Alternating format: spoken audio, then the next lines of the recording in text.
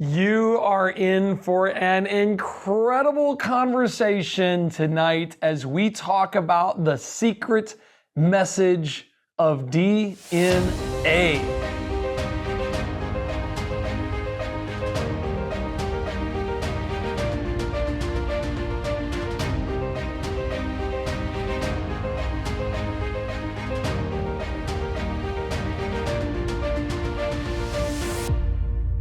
My friend Jay is the president of Starting Point Ministries and really started this because he realized, look, your starting point is everything. And I'm sure he'll be able to explain it to you really, really well. Your starting point is everything. Get this. He believes the Bible. He believes creation and he likes science. Jay, I would read online that those are some impossible combinations for you to be somebody who's studied real science, gone to real school, and believes in creation. That doesn't go together. You're going to have to tell us about your background and let people judge for themselves on if they want to accept that. Sure, I'll certainly do that. And it's just been a pleasure getting to know you, Eric. I was just thinking of something today. If someone was holding a balloon and then they had a pin right by it, it creates that tension and they just keep waiting and you're just like, just pop it and get it over with. And I was thinking about that today because that's kind of how I felt when I first met you.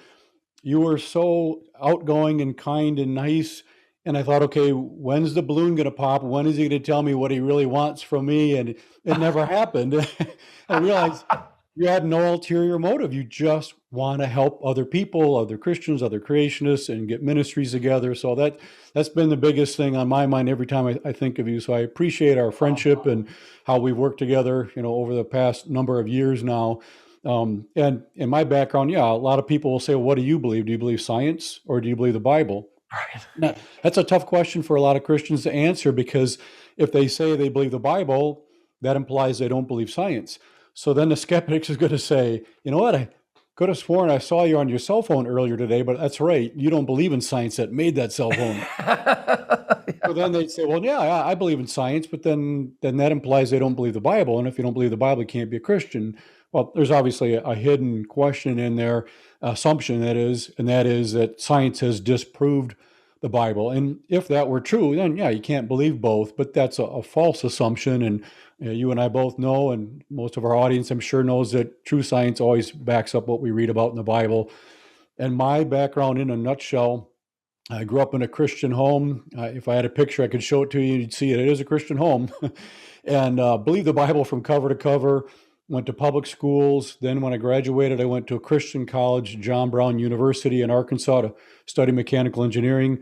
Got a degree there, but then I became more interested in physics. They didn't have a physics major, so I had to leave there. I came back to Wisconsin, where I'm from, and went to University of Wisconsin, Whitewater, to get a degree in physics. And that's when my world changed quite a bit. Going from the small Christian college where my engineering professors opened up every class in prayer to the large state university where my physics professors did not open up in prayer. They were all evolutionists. Surprise, surprise. Some of them were atheists, and they were telling me that everything I believed was wrong. And that made me very uncomfortable to be surrounded by those PhD scientists who I assumed had a lot of evidence for what they believed. Found out later they really didn't. But I realized for the first time in my entire life that even though I knew what I believed, I didn't know why. I couldn't defend it. So God put it on my heart at that point in my life to start looking into these things. So I've been researching and speaking for 35 years on these things. And about 15 years ago, felt called into full-time ministry. The ministry is called the Starting Point Project. And as you mentioned, starting points are important. Everybody has to start somewhere with their beliefs. It's impossible not to. Christians start with the belief that God exists and the Bible is the Word of God. And then we use that to define everything else, what science is, what logic is, ethics, morality, philosophy. All those are defined by our starting point. Then you could just ask the skeptic, what have you chosen for your starting point? They probably don't even realize they have one. But if they think it through, they'll say something, and then you could just ask them, oh, what made you choose that? And why are you confident that that'll help you accurately make sense of the world that we're living in? And you can just get into these nice conversations rather than having it being caustic right from the start. Well, Jay, you've studied the sciences. Um, you have traveled and spoken now for years and years on this. Uh, are there any? What does it take then? What's the silver bullet? What's gonna okay, what is it? What is it that's gonna change the soul? Sure. Well, it's a great question. When I first started in apologetics, I called myself, I look back, I call myself then a fax machine, just spewing out facts, just Boom, facts, boom, facts. boom. I thought if people knew what I just learned, they're going to realize they were wrong and they're going to go to church and worship Jesus. Didn't work that way. And I was confused, like, why is this not very effective? Well, it's not, primarily because facts don't speak for themselves. People have to interpret them. And the way they're going to interpret them is based on what their starting point is. And if they're starting in the wrong spot, they're going to come to the wrong conclusion. It's like the guy who stopped at a gas station. He was looking for a restaurant, and he asked the gas station owner, "Where's this certain restaurant?" He goes, "Oh, if that's where you're going, you don't want to start here." Kind of funny. So when you're just spewing facts at someone, they're going to interpret them differently. They maybe won't understand them. The point is, there's no silver bullet. And many Christians want that. They're saying, just give me that one fact, that one irrefutable fact that I can just share it with an atheist and it'll stop them in their tracks and they'll have to change their minds. Well, it'd be nice if we had something that convenient. And in reality, there are certain things that virtually seem like a silver bullet, and they should be. Why are they not? Again, because people are going to interpret it differently than we do, not because of the facts. Facts are the same. It's their starting point, and it's ultimately a spiritual issue that we're dealing with. And so now, after 35 years, when I talk to people, I don't spend nearly as much time talking about all these detailed facts. We can bring them up, but we always have to go back down to the foundation, because if that's off, then we're always going to come to the wrong conclusion or a different conclusion than the skeptic does. So we need to be focusing on that foundation, which is really more rooted in the spiritual nature of things.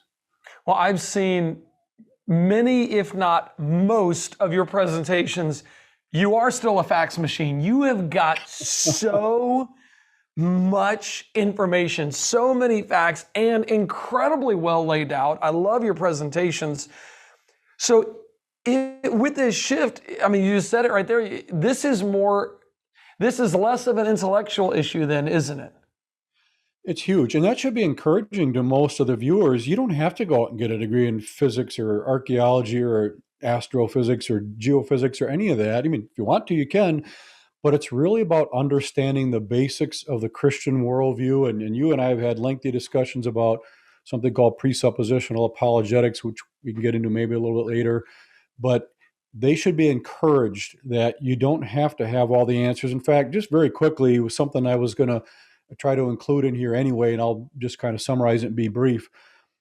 When I am giving advice to someone else regarding conversations they might get into with a skeptic, and I'm assuming that a lot of people I'm talking to don't necessarily have degrees in science or things like that, so they're a little bit intimidated by the subject, and I get that. When you think you're going to tell them Genesis 1 and 2, and then they're going to talk about carbon-14 dating and DNA and whatever, and you don't have a response, what do you do? So what I train them and encourage them to do is stick to the big picture. I said, don't get caught in the weeds. What do I mean by that?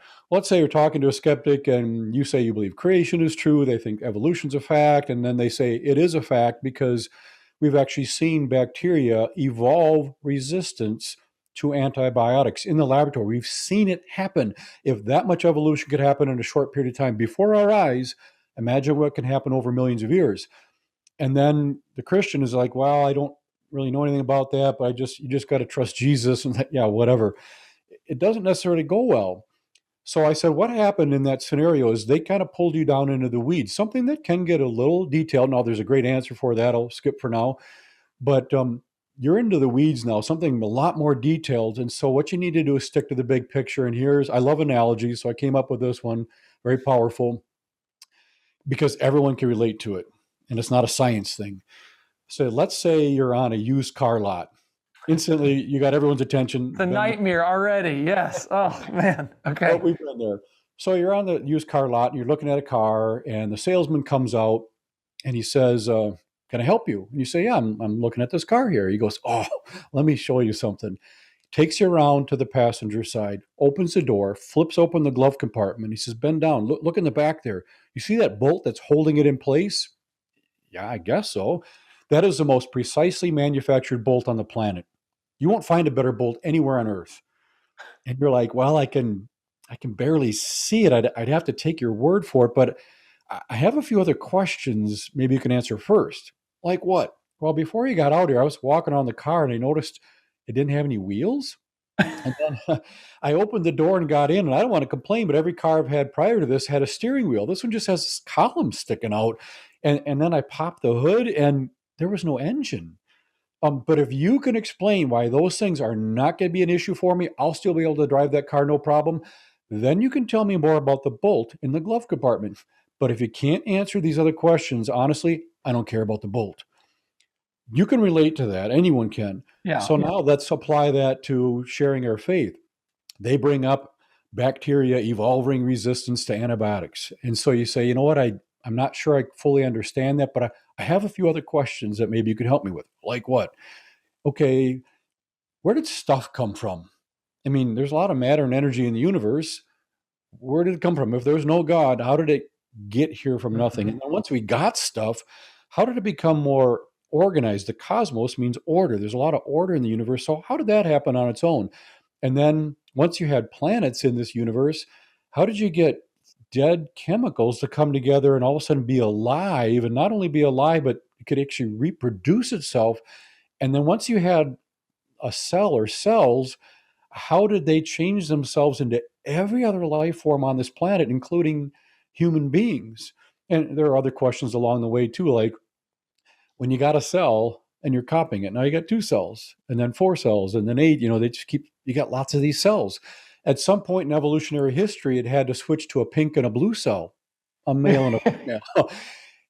And it had to happen instantly. It could not evolve because there are so many components to sexual reproduction. You can't evolve one piece at a time because it won't work until they're all there. So how does a skeptic explain the origin of pink and blue? And there's other things too. They will not be able to adequately address any of those questions. So then you could say, you know what? I'm not as interested in the bacteria thing right now because those other questions are bigger and more fundamental. And so you can do that without having to know physics and astronomy and all those things. Just start with the basics. And again, you want to do it very tactfully and graciously as well. That was beautiful. I don't care about the bolt. I want to know why there's no tires and no engine. Yes. I mean, where did matter come from? Where did order come from? Where did life come from? How did reproduction happen? How do we go from single-celled all the way up? And then how do we turn from pink and blue? Just those. You're right. You're going, okay, let's get the big picture here. What makes you an expert on this? Why is this something that, how'd you get interested? I mean, obviously, I guess with a physics background, this is pretty amazing engineering. Why do you talk about it? And how did you learn about this? Well, I'm one of those guys who I'm on the board of directors. In addition to my own ministry, I'm on the board of directors of Logos Research Associates, which is the world's largest consortium of scientists who are Christians. The founding member, Dr. John Sanford, he's from Cornell University. He's famous for inventing the gene gun, just brilliant guy, extremely humble, though, a very solid Christian. Another one, Dr. John Baumgartner, PhD geophysicist. He's built the world's best 3D computer simulation of plate tectonics. So just off the charts, brilliant. And then there's myself and 2 other board members. And I always say during my talks, if those guys, as smart as they are, and they're brilliant, as smart as they are, if they were here right now, they would be the first to admit, out of all 5 board members, I am the tallest.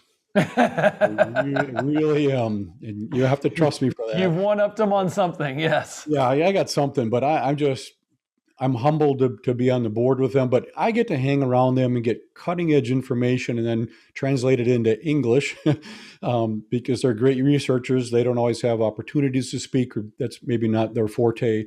So that's kind of the main purpose I serve. So I'm one of those guys who I want to know something about everything. So I'm not a singular expert in one particular area. I try to know a little bit of everything because as I travel around giving up to like 190 talks a year, everything comes up. So I've kind of honed in a little bit on DNA because my mind thinks very logically because of the engineering and the physics, and I did computer programming for 12 years. I just think very, very logically. And so the background of this, in fact, I got to throw in one other thing really quick because it's a good premise to jumping into this cool facts here. Recently, when I've been talking to atheists, I will use this approach. I will tell them I'm a Christian and I believe the Bible from cover to cover. So I said, that means that I kind of have to live in a box. Whatever it says, I have to go with. If I don't, then you can call me out on why do you believe this, but not that. So I said, I'm kind of confined to this box. They get that. They don't argue. Like they understand it. And I said, I have two options when trying to figure out where you're coming from. I can either try to psychoanalyze you to figure all that out, or I could see if there's anything in the Bible that would help me better understand your background, where you're coming from, your mindset. And I said, it just so happens there's quite a bit in there that shares about, skeptics. And I said, it says in Romans chapter 1 that God has put so much information just in nature itself that everyone is without excuse. They will never be able to stand before God and say, well, I would have believed in you, but you didn't give me enough evidence. God will say, oh, no, I gave you more than enough evidence. And it says that God himself has placed the knowledge of himself inside every human being. So I said, therefore, I have to believe God exists. That's when they usually erupt. Oh, I don't believe that God exists. I said, I get that, but I have to believe God exists. If I don't, then I'm not believing the Bible, and then you can jump all over me for that. So I said, I have to believe you do know. Now, it goes on to say that some people that God has shared all this evidence with have chosen to reject it, not because of their superior intellect, but because of their sin nature. They don't want it to be true. And God says, you know what? I'm not going to twist your arm, but if you do choose to reject all this evidence, there are consequences. And then the rest of the chapter explains all the consequences. So then I tell them, with that in mind, I'm not convinced that if I tell you all about the DNA stuff that we'll talk about here tonight, I'm not convinced if I share all the DNA stuff with you, it's going to change your mind because we're dealing with a spiritual issue here. So knowing that, how would you like to proceed? And I get the deer in the headlights because they can't say, well, yeah, I'll share the DNA stuff because I'm telling them that's not where it's at. So that's not going to make a difference. But they don't want to talk about spiritual issues. And so there's tension there, but it's intended, and then you can build on that. So with that, I'll give you a little bit of a background as to how I got into this portion of the DNA. A number of years ago, prior to really knowing Dr. John Sanford from Cornell, who started Logos Research Associates, I'd met him, and he invited me to attend a bioinformatics symposium at Cornell University. Bioinformatics, information in living things. It was by invitation only. You couldn't just show up. You had to be invited. He invited me, so I went. It was 27 lectures in 3 days. Oh. Some of the world's leading scientists. It was intense. I took tons of notes, flew back to Wisconsin. I put a talk together in PowerPoint, and then I called him up. I still didn't know him well. And I said, if I come back out to New York, could I spend a little time with you, picking your brain and showing you my PowerPoint, make sure it's accurate? He said, sure. So I actually stayed in his house for 2.5 days like a kid in a candy store. He looked at my presentation, which you're going to see much of tonight here, and he said, yes, it's accurate, and I love your PowerPoint. So I then, in fact, this is a tie into you. This is cool. I came home and I was going to put that together, finish it up. That's right when you were up in Wisconsin, you said you wanted to do 2 shows on Creation Today talking about the DNA. So I went down there to do that, and you said, hey, if you're down here and want to use the studio afterwards to record something, you can. Well, I didn't have the DNA DVD done yet, so we did it in your studio there, and it was just awesome. And then I came back and did a lot of the other things, and you helped do the camera work on it. So we still have some of those DVDs. So that was cool. That's awesome. I do love what you've produced, by the way. You consistently do a great job with the production of videos and putting great stuff together. The quick definition, and most of their viewers probably already familiar with this, but anyone who's not, this is really important. What do we mean? What do you mean? What do I mean by evolution? We're not just talking about change. Evolution certainly involves change, but it's not just any kind of change. It's a very specific kind of change that makes things more complex, adds information specifically. So we're not talking about varieties of dogs, 250 or whatever breeds of dogs today, varieties of cats, different beaks on finches that Darwin got excited about. Those are facts of science. Nobody denies those things. But those changes are not up in, onward and increasing in information and complexity and all that. Those are shuffling and going downhill. So evolution isn't just any kind of change. It's the kind of change that supposedly would add information all along the way to change a single cell into a human being, which is what we'll get into. So I'm going to jump, halfway into the talk. We're going to look a closer look at these mutations. So prior to this in the talk, I've been talking about how evolution supposedly works, and you got mutations going on, and some of them are good, some are bad, and then natural selection comes along like a superhero and wipes out the bad ones and kind of preserves the good ones. And it sounds so plausible. And when they present evolution in the school systems, it can sound pretty plausible, little changes here and there. But when you peek under the hood to see what's going on inside, specifically in the DNA, that's when you realize, okay, this cannot happen. But too often, the public common literature gives you the impression that evolution is a series of creatures trying to accomplish something to survive. Like they might say, well, the fish were swimming in the sea over millions of years and food started becoming scarce. And so the fish needed to evolve lungs to get up onto land to find new sources of food. And the students will say, well, that makes sense. I mean, they got to do something. They're going to die, But think about it. It's like, okay, the fish needed lungs. How would the fish know what a lung is? I mean, I know they swim around in schools, but how would they know what lungs are? And even if they knew what a lung was, what are they going to do about it? They only have DNA that makes fish parts. And even if somehow they could start to get a few of those, what do they do in the middle when they can't function very well in the water anymore, but they can't live up on land yet, over millions of years? None of it makes sense, but the students usually don't have a whole lot of time. You just got to memorize it to get through the class, to graduate, to get a degree, to get a job and move on in life. So they just write it down and they buy into it. So here's an interesting example from Nova Online. This is a secular source talking about these mutations.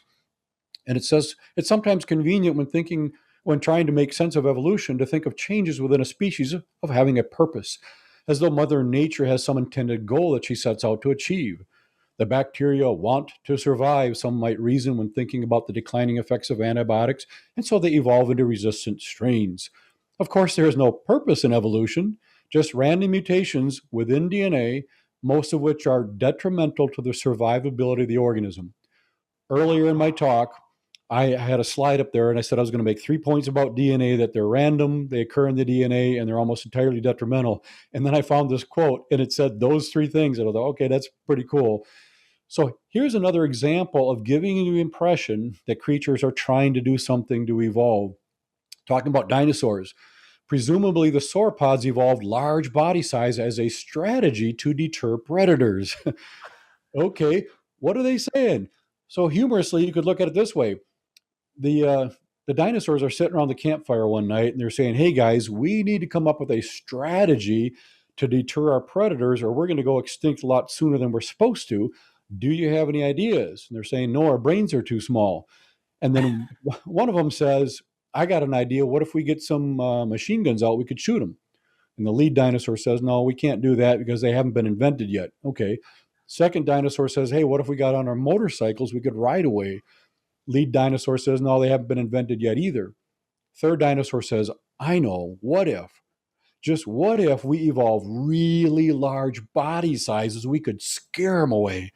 And the lead dinosaur says, now that is a good idea. Are we all in agreement? Yes. Okay, break. And they go off and they get big. There's not a scientist on the planet who believes that. Evolutionists don't believe that, but the popular literature will give you the impression that that's going on all the time. So as we get into the cool DNA stuff, we're in the section of my talk where we mention that these mutations in the DNA are almost entirely detrimental or bad. And here's how the story of evolution goes with how it's supposed to work. The amount of information in a single-celled organism is about the amount of information you'd find in a biochemistry textbook. That's a lot of information. Not nearly as much as we have, but that's fairly complex. But we need to turn that single cell all the way into a human being. That's what evolution is. 3.8 billion years ago, dead chemicals formed that living cell, and the living cell kept copying itself and making slight changes, and eventually we got people. So that's what we need to do, change that cell into a human being. So here's an example of a book. This was a book that was actually produced by the Bioinformatics Symposium at Cornell. It was all the papers published. Here's one of the pages. You don't need to be able to see all the text here. I've got some highlighted. I'm going to put it off to the left. That's just from one of the pages. We can't just copy this text over and over and over. If we did, we'll just have a lot more of these books in the future. We need to change this information that represents a single cell all the way into a human being. So we have to make changes as we copy. What are the changes? Mutations. And evolutionists have admitted that's their only source for new information. It's not natural selection. Natural selection doesn't create anything new. It just deals with what already exists. And it's a pretty good explanation of why certain things die out over time. Mutations, that's where the game is. Mutations create the new information, according to an evolutionist. What do the mutations look like? Well, this is a duplication mutation. We take the word level, put an extra L in there, it doesn't spell level anymore. Well, if most people were reading that, they'd say, oh, it's a typo, it's level, and they'd move on. That's not how our DNA works. Our DNA would see this and say, I've never seen it before, and it would skip it. You just destroyed that piece of information. And we have a deletion mutation. Take the M out of model. Doesn't spell model anymore. And then a substitution mutation. You take the P out of probability, put a Z in instead. Doesn't spell probability. These are types of mutations that go on all the time in our DNA. What's interesting is you could ask a 6-year-old child, hey, what's your favorite book? And then they tell you the name of some book. And then you say, if we took your book, closed our eyes, opened up to some random page, stuck our finger in it, and whatever letter we touched, we duplicated. We made an extra one of those letters. And then we closed our eyes again, touched another page, whatever letter we touched, we deleted it. Just get rid of it. Then did it again, whatever letter we touched, we take that letter out and put some other random letter in. And we kept doing that to your book over time. What would happen to your book? Would it get better and better and better? A 6-year-old child would say, no, it'll get worse and worse. Pretty soon I won't be able to read it at all. A 6-year-old gets that. You have to be highly educated to not understand that. That's right. And that's what happens with a lot of the evolutionists. They're brilliant. They seriously are very brilliant men and women, but mostly spiritually blinded, and they're not seeing things the same way or accurately for many, many different reasons. But this is so simple and straightforward, and this is where it gets fun. Up to this point in the talk that I give, I've shared a lot of challenges with evolution. It's going to get much worse. This gets into the fun stuff. This has been a presentation of Creation Today and has been made possible because of the generous support of our creation partners. To learn more about how you can partner with us, visit us at creationtoday.org/partner.